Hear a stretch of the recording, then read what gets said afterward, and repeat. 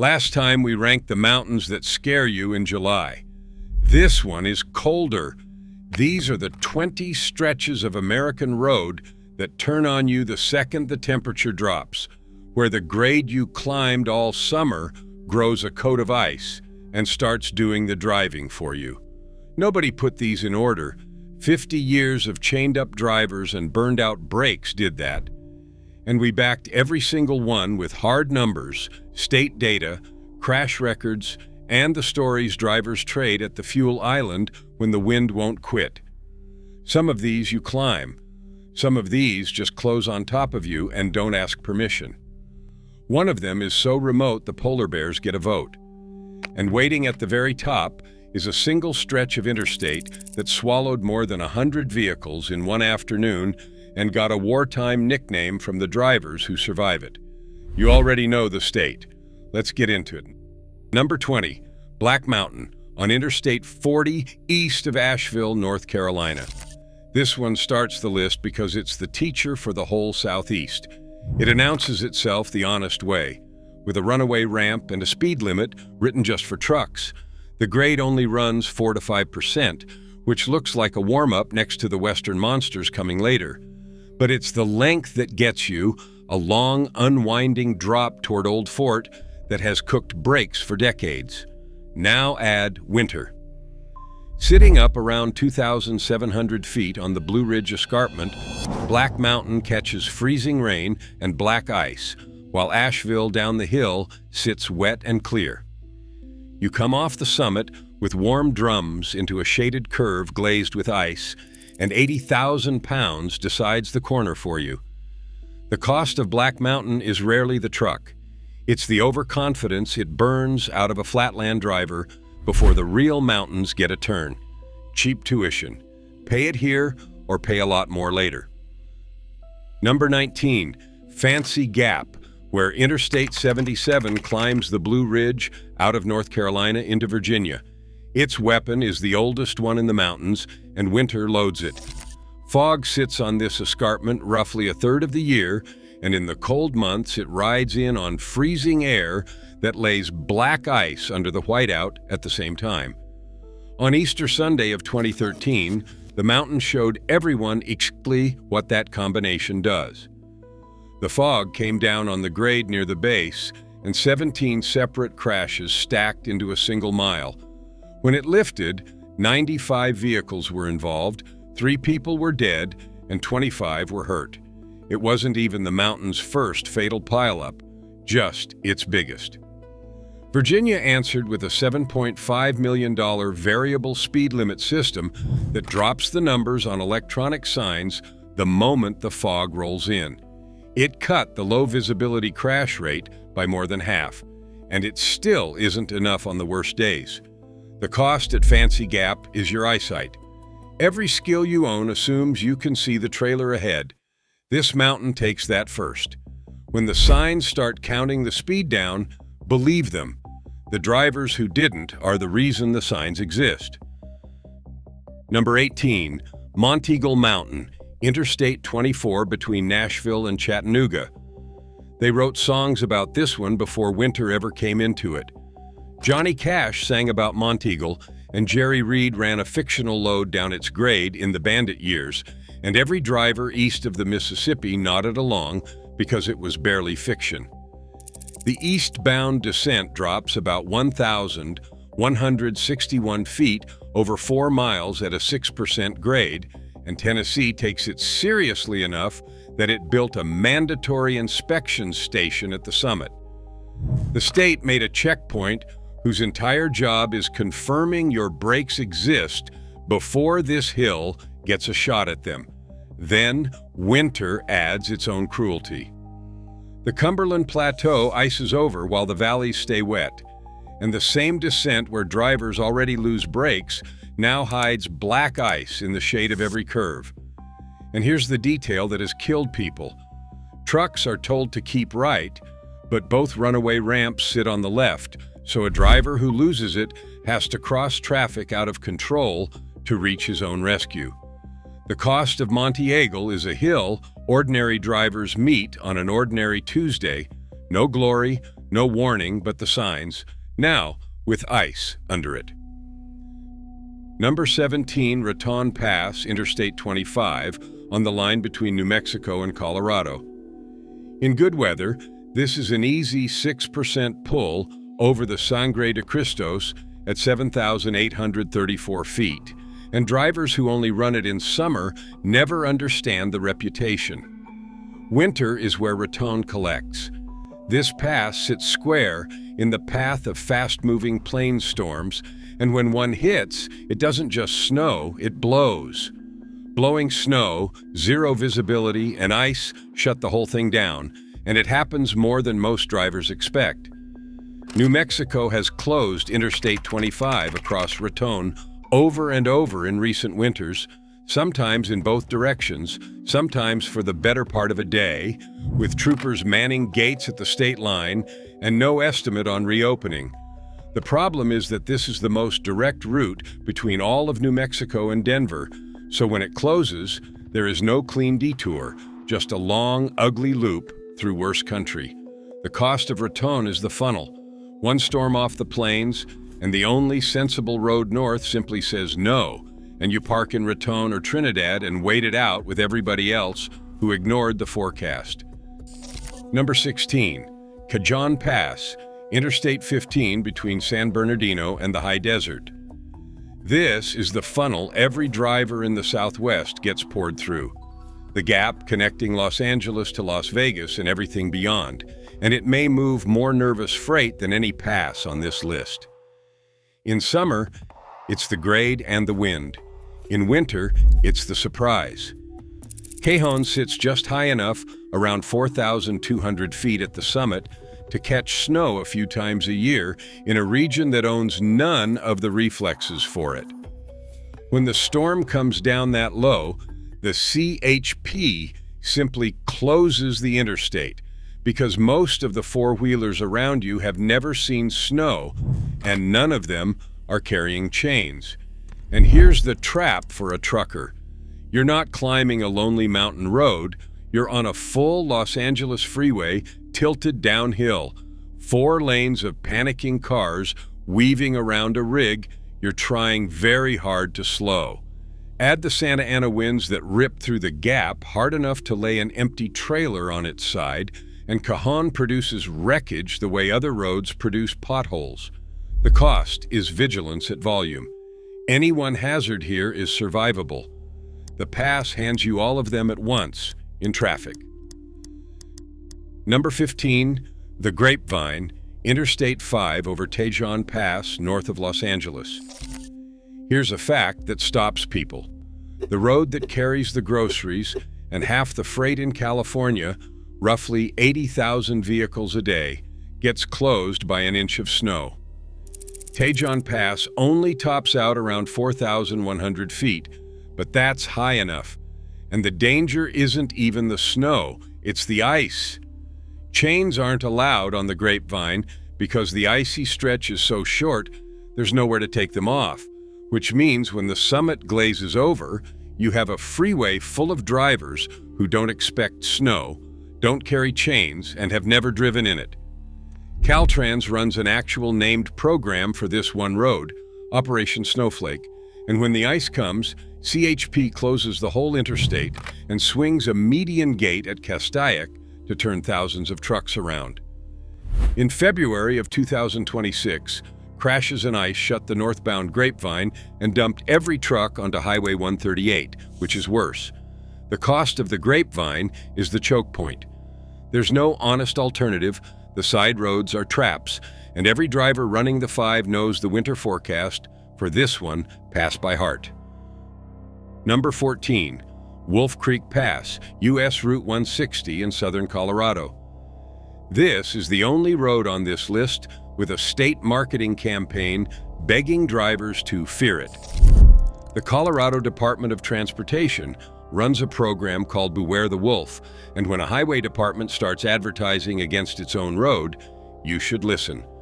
Wolf Creek crosses the Continental Divide at better than 10,800 feet, then drops toward Pagosa Springs on a sustained steep grade full of hairpins, holding trucks to 25 on the way down.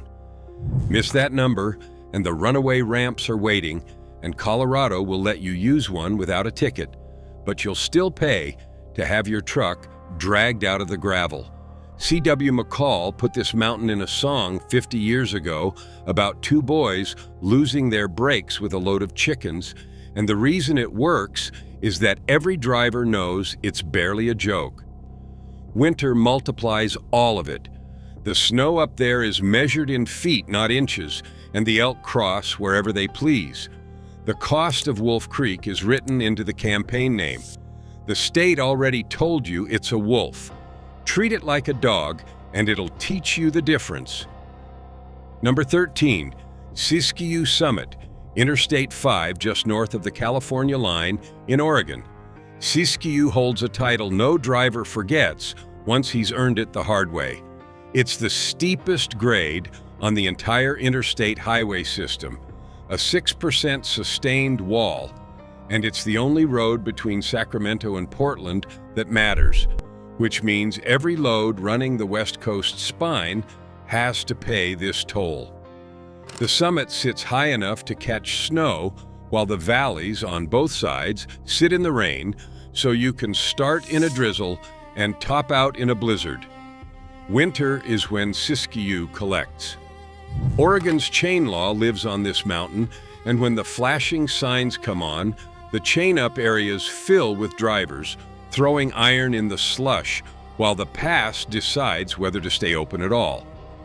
When it closes, the entire West Coast supply line backs up on both sides like water behind a dam, and the truck stops in weed and ashland, overflow.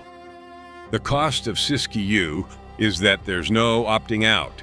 The steepest grade on the whole system, sitting on the busiest corridor in the West, ICE over.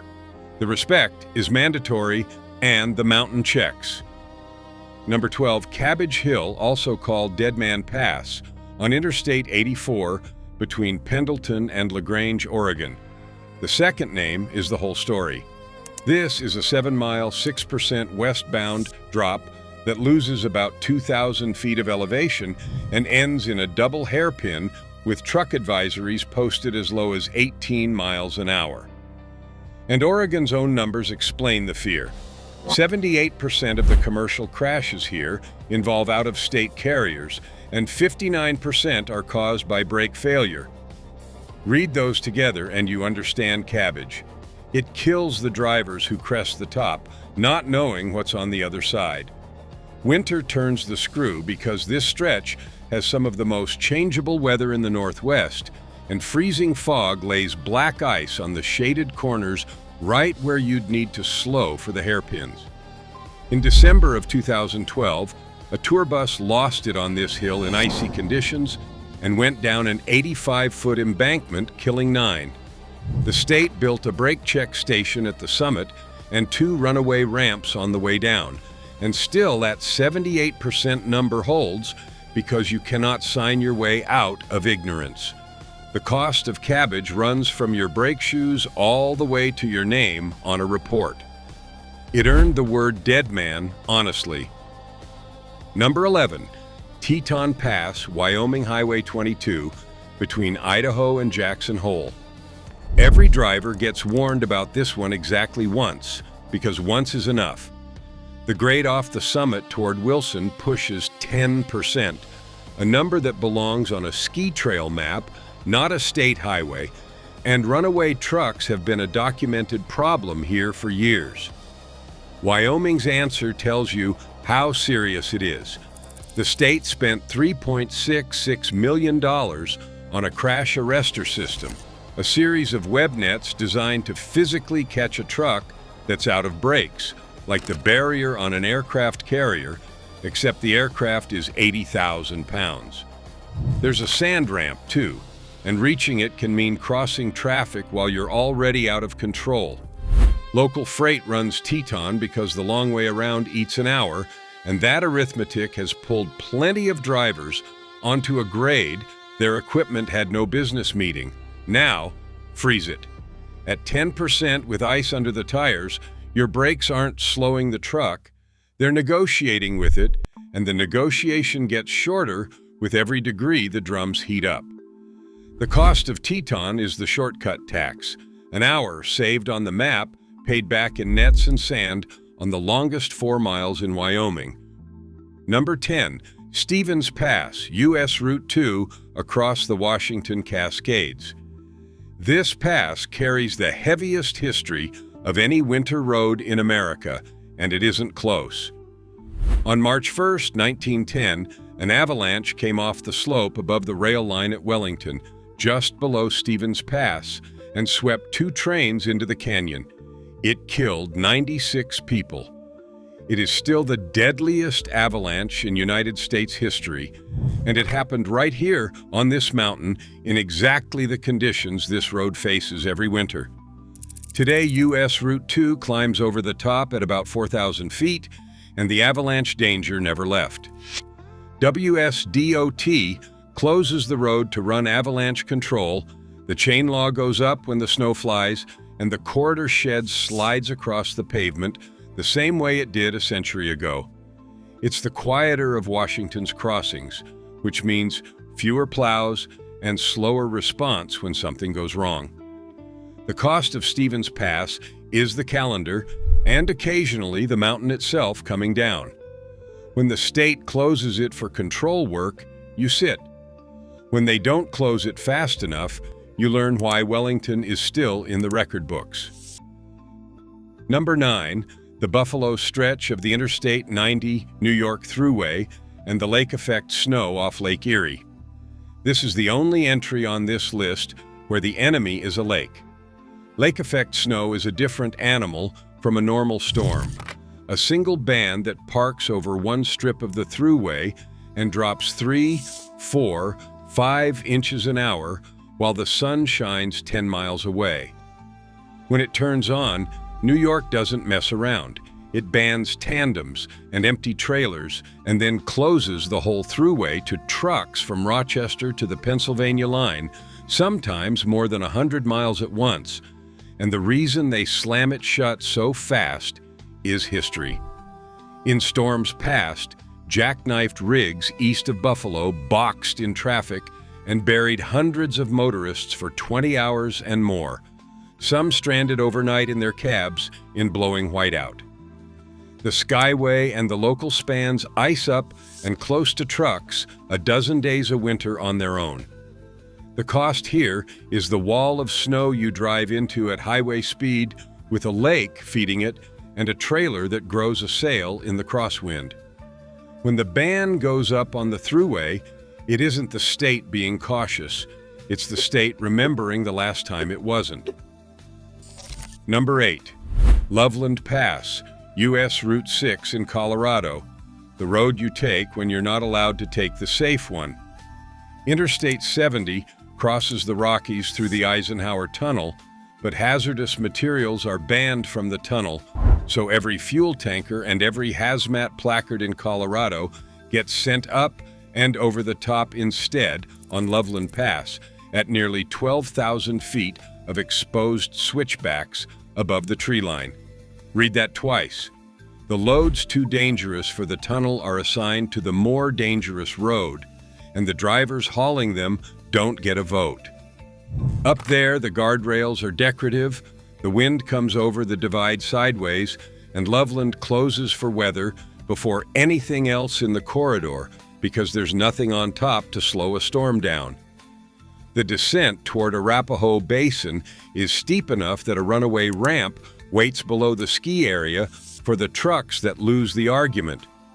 Ask any fuel hauler in Colorado about winter on Loveland and watch his face do something complicated. They run it in chains at night with a load that turns any mistake into a headline. The cost of Loveland is pure concentration. An hour of it with no reward except getting to do it again on the way back. Number 7, Vail Pass, Interstate 70, Colorado. This one makes the list for the circus that breaks out on it every time it snows. On December 30th of 2024, more than a dozen semi-trucks without chains got stuck on Vail Pass in a single storm, and shut the interstate down, and that was one of several closures that winter that finally made the town of Vail snap. In early 2025, the town council passed an emergency ordinance setting a $1,500 fine for driving Vail Pass without chains, 3 times the state fine, and a $2,650 fine for a commercial truck that spins out and blocks the road. The mayor had floated $20,000 out of sheer frustration, saying $500 clearly wasn't changing anybody's mind. Colorado already has the strictest chain law in the country, requiring every commercial truck to carry chains all winter, and Vail Pass is where drivers keep testing whether it means it. The mechanism is simple, and it repeats every storm. One unchained truck loses traction on the grade, jackknifes, and corks a national freight artery for hours. The cost of Vail Pass is being the truck that blocked Interstate 70, with a fine designed to make an example of you and a whole ski town watching. Number 6. The Dalton Highway and Cajon Pass, Alaska. The road at the end of the world. This is 414 miles of mostly gravel from north of Fairbanks to the oil fields at Deadhorse, and it's the one road on this list where the map itself gives up. This is the haul road from Ice Road Truckers, the one the cameras found because the truth needed no script. It crosses the Brooks Range at Cajon Pass, 4,739 feet, the highest year-round pass in Alaska, where the state uses avalanche guns against 40 to 50 slide paths hanging over the road, and where an avalanche can bury the pass and strand drivers for days. Winter temperatures run to 40 degrees below zero and colder, with recorded lows near 80 degrees below zero. There is no cell service for most of it, and no fuel for the 240 miles between Coldfoot and Deadhorse, the longest stretch without services in North America. Roughly 3,700 trucks a month still run it, hauling everything the North Slope eats and burns. At the top, polar bears wander the edges of Deadhorse, which makes this the only road in America where the wildlife can be actively hunting you.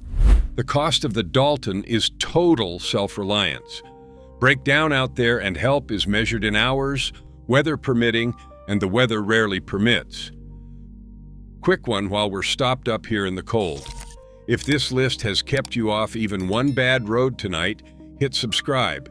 It's free, and unlike the heater in an old cab over, it will actually work when you need it. Number 5. Snoqualmie Pass, Interstate 90 across the Washington Cascades.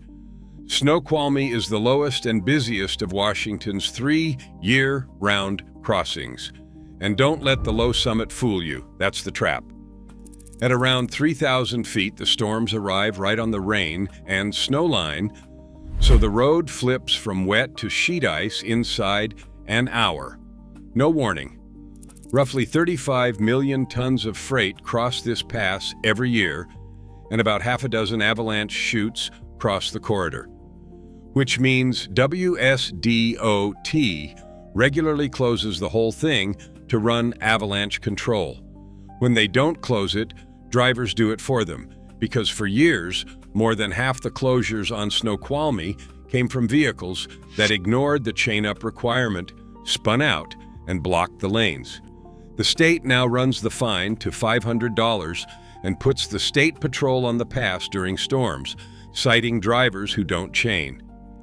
A single March 2026 storm dropped 22 inches overnight and shut Interstate 90 for about a day after a string of spinouts. And west of the summit, the road runs partly on bridge structure with no runaway ramp, so you get into low gear before the grade or you don't get another chance. The cost of Snoqualmie is your whole schedule held hostage by a mountain that doesn't care what dispatch promised. Number 4, Donner Pass, Interstate 80 over the Sierra Nevada. Donner carries the heaviest name in American road lore, and the name came first, off the wagon party that got trapped up here in the winter of 1846, back when this crossing was measured in survival. Today, I-80 runs the same Sierra shoulder at better than 7,000 feet, and this is where Pacific storms slam into the mountains and drop snow by the yard. 2 to 5 feet in a single storm is normal. Crest winds hit 90 miles an hour. When it comes down, California runs its chain control ladder, R1 to R2 to R3, and at R3, every vehicle, including four-wheel drive, chains up or turns around. Donner closes several times every winter, sometimes for a few hours, sometimes for more than a day, and when Caltrans shuts it, the main freight artery between Northern California and the entire country simply stops, and Reno fills with trucks like a parking lot with a skyline. The drivers who cross it weekly have a whole ritual: fuel in Truckee or Auburn, chains checked, weather checked twice, pride left at the bottom. The cost of Donner is the winter itself, hours thrown in chains and days lost to closures, with the low hum of that name reminding you what this pass did to people once.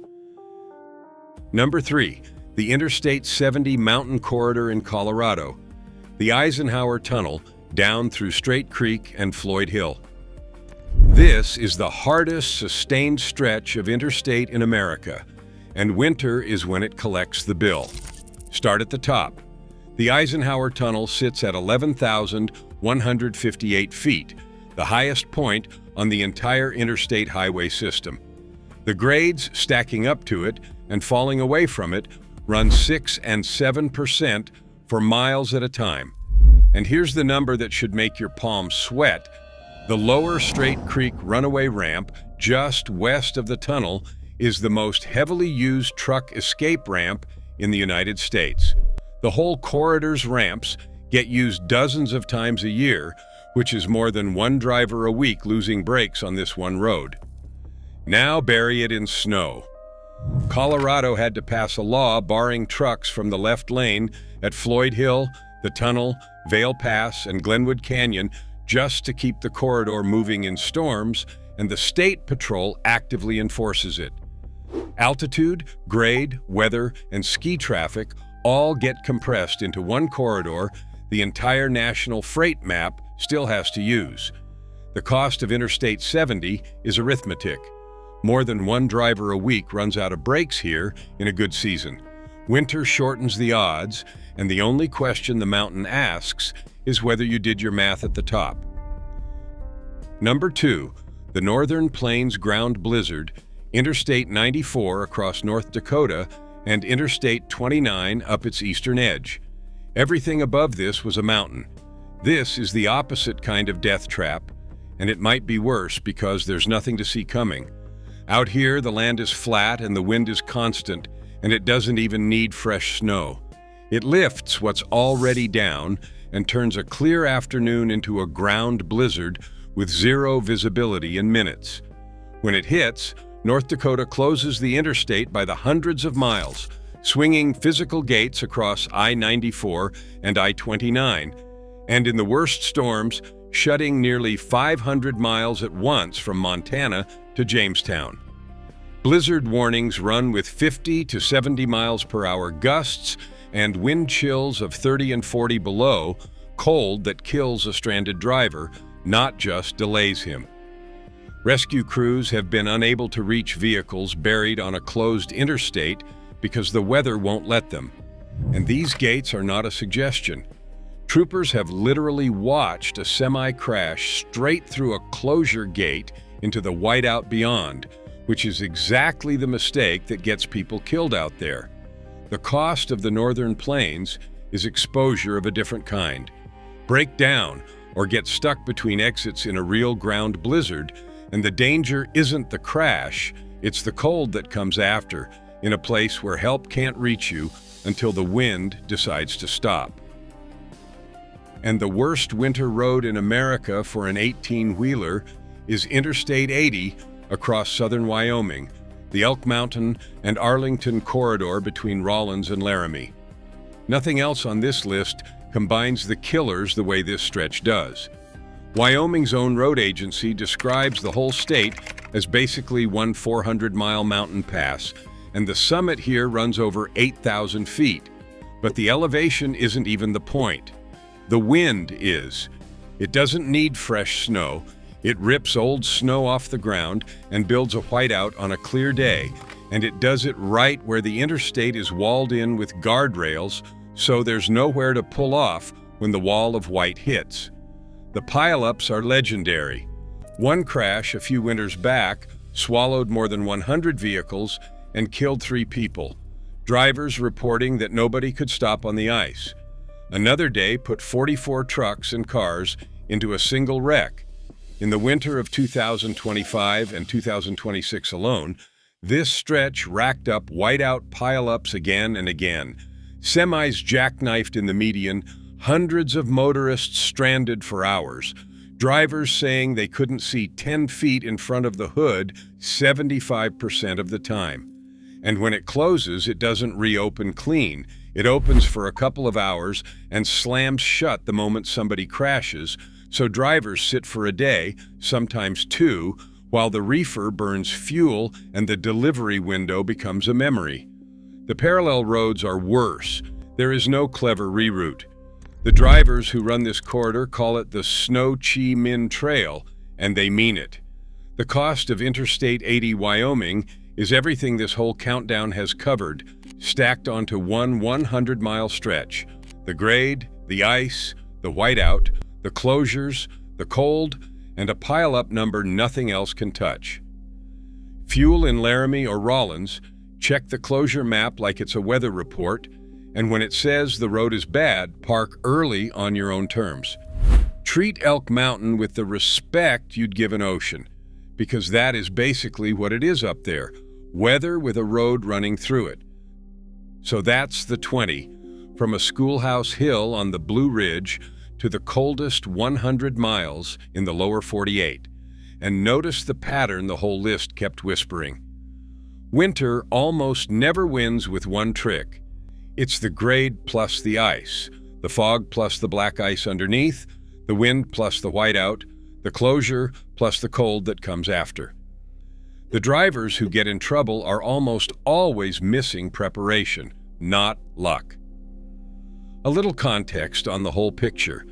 Nationally, about a quarter of all weather-related crashes happen on snowy, slushy, or icy pavement, and the winter months carry a heavy share of trucking fatalities every year because a loaded rig needs up to 10 times the distance to stop on ice that it needs on dry road.